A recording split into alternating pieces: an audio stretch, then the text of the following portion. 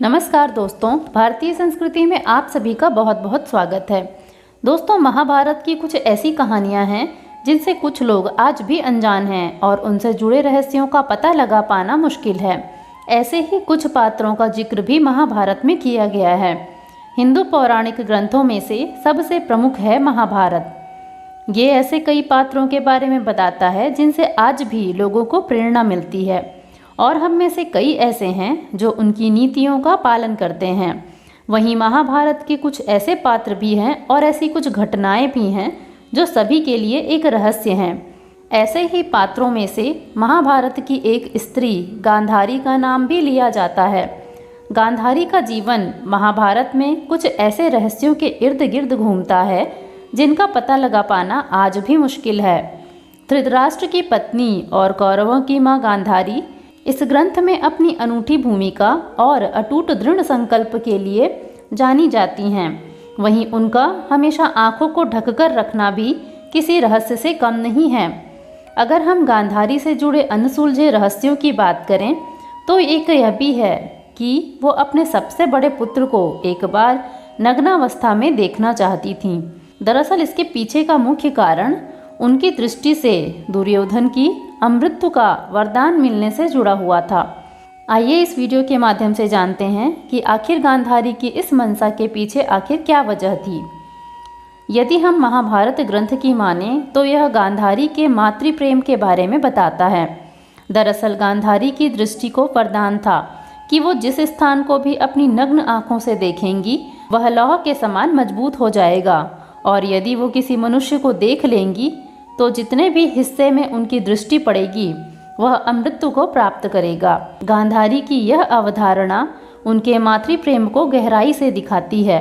राजा धृतराष्ट्र की पत्नी गांधारी को अपनी आंखों पर पट्टी बांधकर भविष्य बताने की अनोखी शक्ति प्राप्त थी। ऐसा भी माना जाता है कि अपने पति की अंधी अवस्था को देखते हुए गांधारी ने प्रण लिया था कि वो भी अपनी आंखों को पट्टी से ढक कर रखेंगी। गांधारी ने प्रतिज्ञा ली थी कि वो हमेशा इसी अवस्था में रहेंगी। इसी वजह से वो हमेशा आंखों को ढक कर रखती थीं। पौराणिक कथाओं के अनुसार गांधारी भगवान शिव की परम भक्त थीं।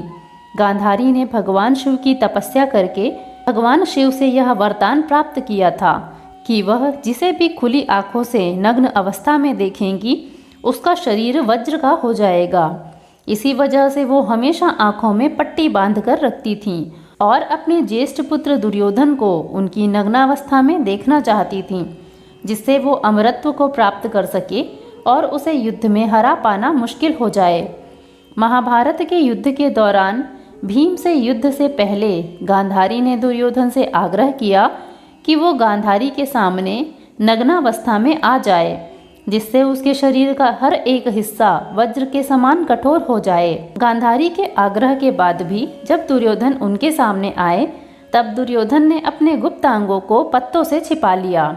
उस समय जब गांधारी ने अपनी आंखें खोली तब दुर्योधन उनके सामने पूर्ण रूप से नग्न अवस्था में नहीं थे, जिसकी वजह से दुर्योधन का जितना शरीर पत्तों के पीछे छिपा था उसके अलावा पूरा शरीर वज्र के समान कठोर हो गया और उन्हें यह शक्ति मिल गई कि कोई उन पर वार नहीं कर सकता।